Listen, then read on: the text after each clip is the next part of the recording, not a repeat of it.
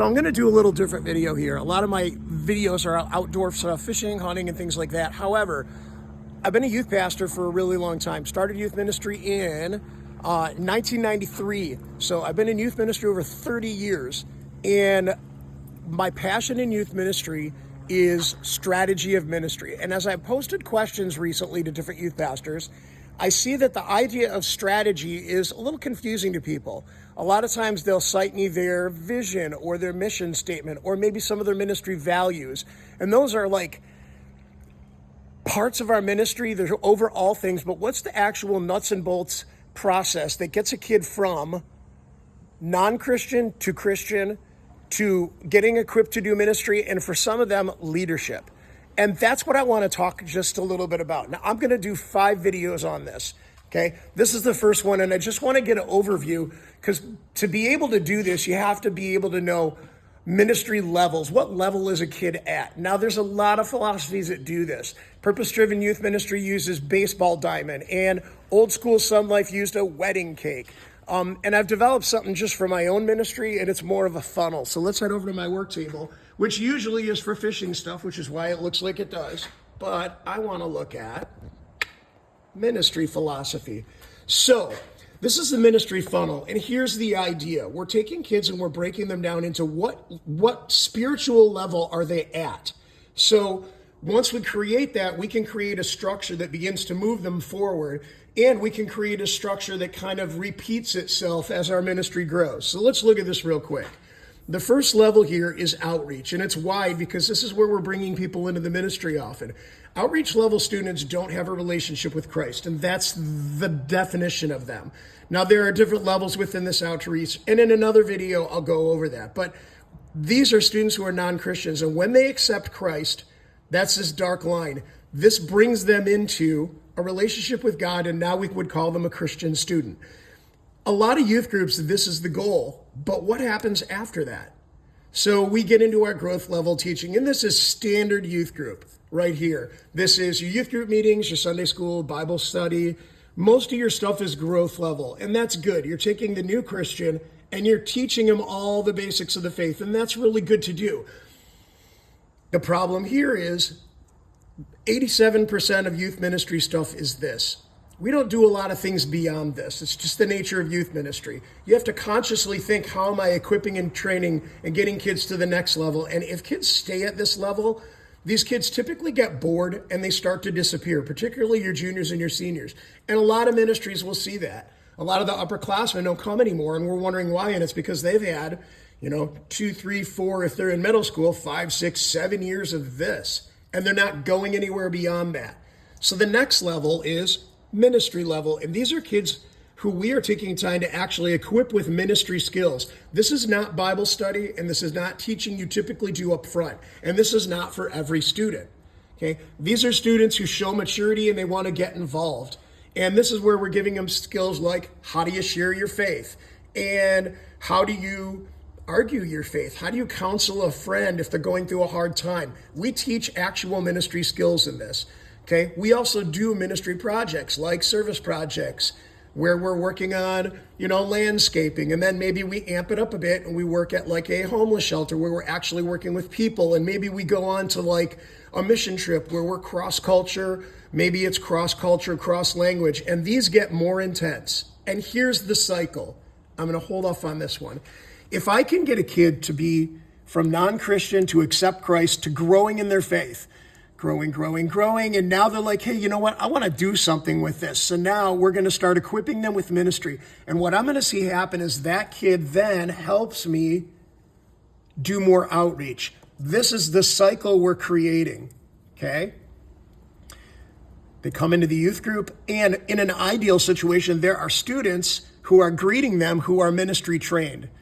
Okay, then we introduce them to teaching. We're teaching. And often this step can take a year and a half before students are really in a place where they're ready to do ministry or get trained to do it.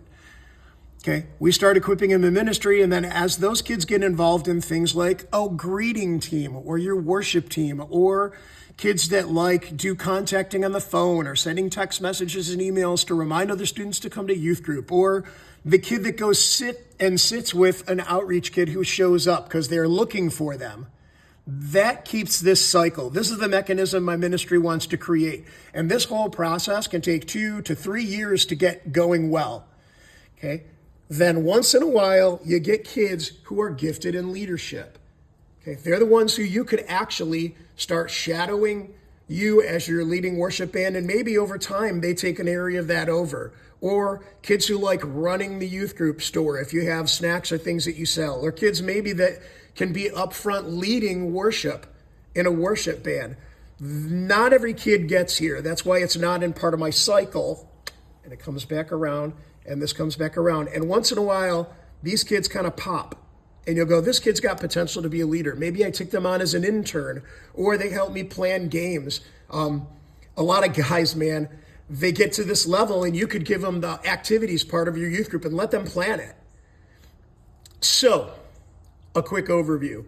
This is my process. These are the basic levels that I see going on in my youth group, okay?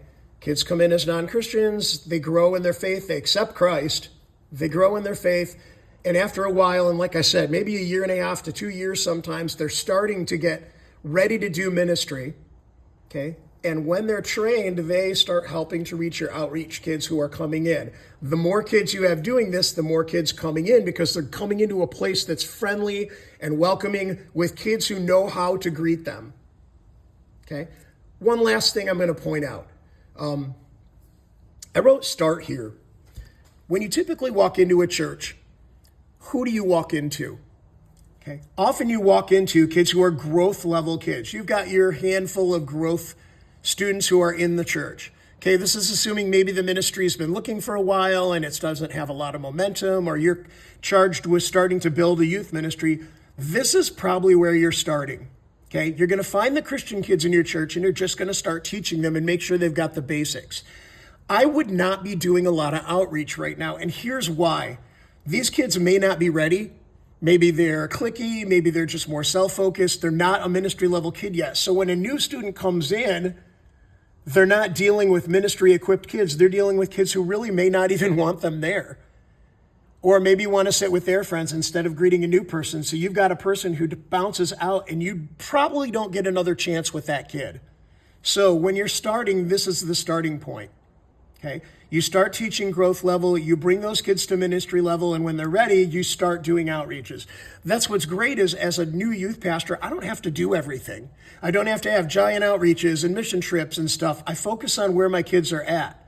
Now, if you come into a ministry that's a little more developed, maybe you've got some of these pieces, then you can keep doing this and maybe start working with some of these kids. And if you're lucky, maybe that's got this cycle going, but most ministries don't. So the last thing I'll point out, where does this come from? Well, actually, this comes from Jesus. And this is more of a Sun Life aspect of this. Jesus met the disciples and he began building their faith. And he did not do big miracles or big events for a really long time. In fact, he kept saying, it's not my time yet. And this was 18 months in this season. Okay. Then there was a period disciples were starting to get some responsibilities. Okay. This is maybe a 6 to 8 month season where he was actually giving them experience doing what he does. And he made statements like, you will do these things too, and greater things. Okay. He was equipping them, and then he sent them out. Okay. That was outreach. Now bigger events are happening, and all the disciples are here helping to bring people in. They're spreading out into the huge crowds, handing out loaves of bread and fish. They're sharing their faith in different places. They're casting out demons and healing people. And now Jesus created this cycle. Okay? His timeline is much like what we talked about. 18 months, 6 to 8 months, and then he started doing this. And when Jesus died, they all moved into leadership. This is Jesus' model. This model works today. This model worked 30 years ago, 20 years ago, 10 years ago, and it works today. And it gives me a philosophy for how I start. Now, this is the first of, I'm going to pull this out of my holder here, talk a little more. So this is the first of 5 videos I'm going to do. And I want to give you an overview like that, just so that you have an idea, okay, this is where we're going, and I can start identifying some things in my ministry. Okay, I'm going to do one video for each of those spiritual levels, and hopefully that can help you deeply understand what they are and deeply begin to come up with an actual effective strategy for where your ministry is, what season you're in, and how you're going to start moving things forward and create non-Christians to Christians, to growing, to being equipped, to doing ministry, and a place for kids to pop in their leadership. I hope this is helpful. Looking forward to the next 4 videos.